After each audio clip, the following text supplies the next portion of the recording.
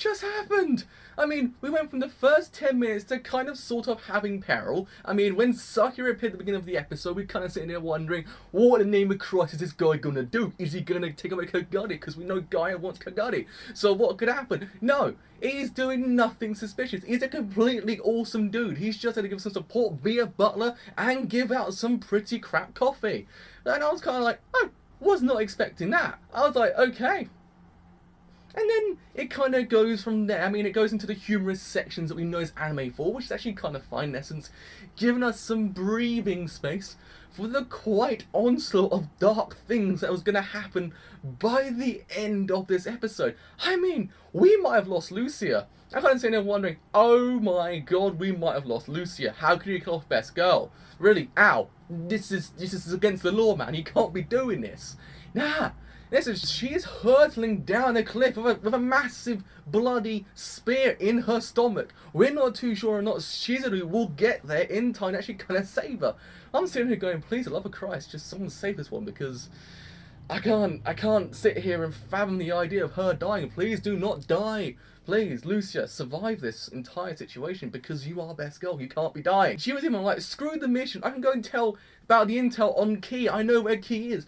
But if I leave them, they are going to die. So I need to kind of save my friends. She's like, screw the mission. Then I save my friends. I was like, I mean, she kind of almost takes down Mito as well, being that kind of monster user, being a massive douchebag monster user.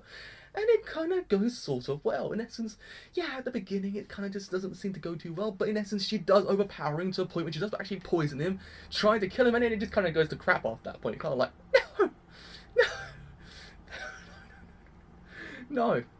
But, again, like last week's episode, the first 10 minutes sort of were the breathing space, sort of just really gearing you up for the next 10 minutes that are going to transpire afterwards, because the very first 10 minutes kind of had Sakura being a butler, training Kotoru, kind of having those humorous moments with Kagari, because he actually dishes out really crappy coffee, and she's all like, well, this is really crap. You call yourself a butler, mate. This is the crappiest coffee I've seen in my lifetime. Get this crap out of here.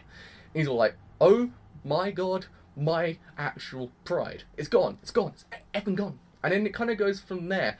And then it kind of goes into a scene where Kotori's explain out, look, oh my god, we've run out of supplies. In essence, I thought it was just going to be me and Kagari, so I actually kind of planned for that. I didn't plan for everyone else to come in here and kind of mess up my whole entire situation. So we need to go shopping, and that's what they do. They go shopping. And yeah, in essence, Kagari wants to go shopping, but she's kind of against the idea because you can't keep outside, because it's not going to happen. But then Kotoru and also Sakura go as well. And it kind of goes well. In essence, the Harvest Fest is going on. In essence, I kind of remember last week where Esuka was explaining the whole entire situation about the monster users kind of going into that area because of the Harvest Festa. So I was kind of worried. I was like, yeah, not too sure if I know what's going to happen with this one. In essence, when it kind of cuts to the actual town, you can see there is some monster users there. And then you kind of have this whole entire idea of them kind of going nonchalant around, kind of enjoying themselves. And then what happens is Sakura explains, like, look, now everything's been done, I want you to meet someone. Who is this someone?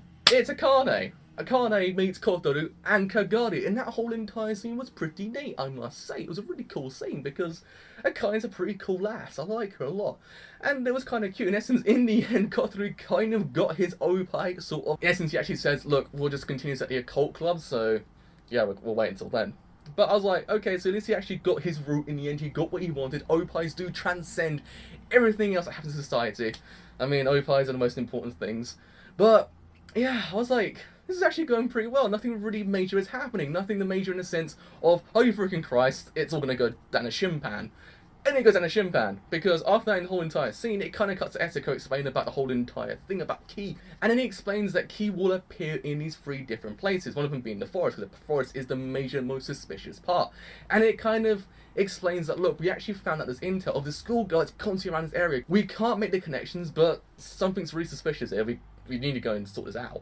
And in the end, Shizuru kind of gets up and says, look, just leave it to me. I'm not trying to cover up anything that this person might be my friend. This girl that's there might be my friend. Please let me go. In essence, they actually shut her down and say, nah, fam, you're not going. But then after that scene, she's kind of explaining to Lucia, look, I need to go. Because what happens if Kotori is actually a part of Gaia? We're just not too sure what's going down there. In essence, why has she disappeared and now appeared at the forest? I need to go and sort this out. I need to go down there. And then Lucia's all like, listen up there, fanboy. Forget about the occult club. You just carry on like normal. Nothing's happening. But then she kind of disobeys those orders, and she's trying to get to there, but Lucia stops it and goes, "You're not thinking straight here, girl.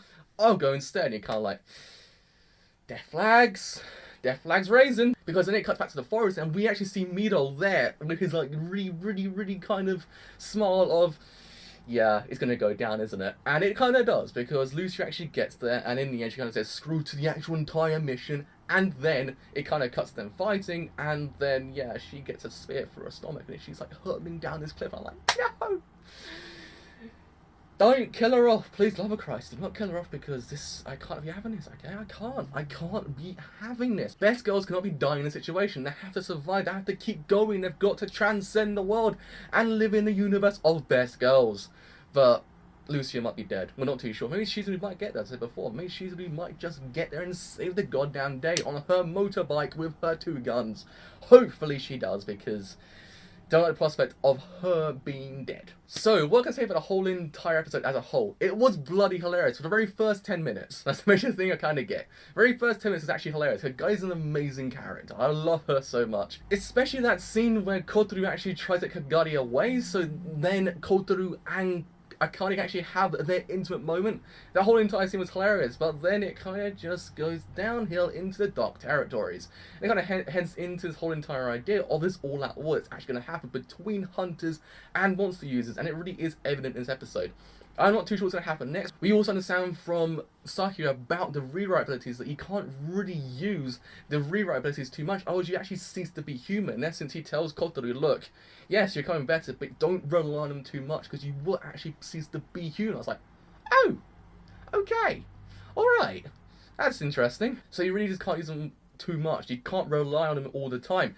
And this whole entire idea of Otori actually leaving Gaia to actually kind of look after Shimako, because I'm guessing this is all-out war going to happen. No one knows really what's going to go down, but shit's going to get real, and it's going to get real damn fast. So I am not too sure how this anime is going to end, because I was not expecting this episode, but I am so glad I kicked up with this anime, because it's actually turned out to be really freaking good. I actually really do like it. So yes, with all that said, I have indeed been the driver. I'm going to go and have a lie down to kind of think about what the hell just transpired. So yes, if you actually have enjoyed the video and you do want to leave a like, do leave a like, because indeed it does help me quite a bit. If you have enjoyed my content up to this point and you want to leave a sub, do leave a sub, because indeed it does help me quite a lot. But with all that said, I have been the driver, and I shall indeed see you guys next week on the next episode review of Rewrite. See you guys then, which is actually kind of leading into the penultimate section of this anime. What's really going to transpire? Will Kotoru get his harem back? We're not too sure, because he wants to fit in, and that occult club was the place he fitted in. But it's gone. He wants to get it back. He wants the harem back. He can't just live on without it. So yes, we're seeing driver, and I shall indeed see you guys later.